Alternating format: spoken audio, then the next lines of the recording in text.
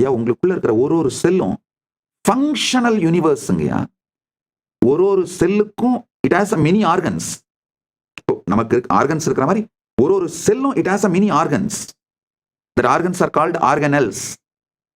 The organelles, they do a specialized tasks. ஆனா ஒரு முக்கியமான விஷயத்தை புரிஞ்சுக்கோங்க. நம்ம எல்லாருக்குமே அறிவியல் என்ன சொல்லுதுன்னா, நியூக்ளியஸ் தான் செல்லோட பிரெயின் சொல்லுது. அந்த நியூக்ளியஸ் தான் செல்லோட ஃபங்க்ஷனை கமாண்ட் பண்ணுதுன்னு சொல்லுது. ஆனா அது கிடையாது. ரியாலிட்டியில நியூக்ளியஸ் பிரெயின் கிடையாது. அது வெறும் ரிப்ளிகேஷன், ரீப்ரொடக்ஷன் சிஸ்டம் தான்.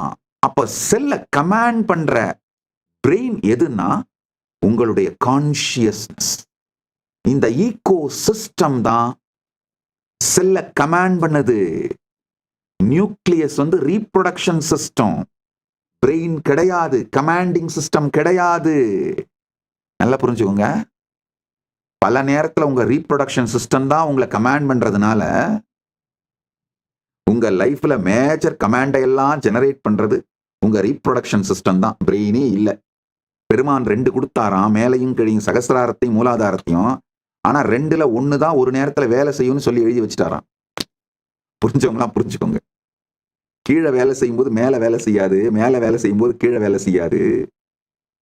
நமக்கு அந்த மாதிரி இருக்கிறதுனால செல்லோட ரீப்ரொடக்ஷன் சிஸ்டமான நியூக்ளியஸ பிரெயின் நாம தப்பா புரிஞ்சுக்கிறோம்.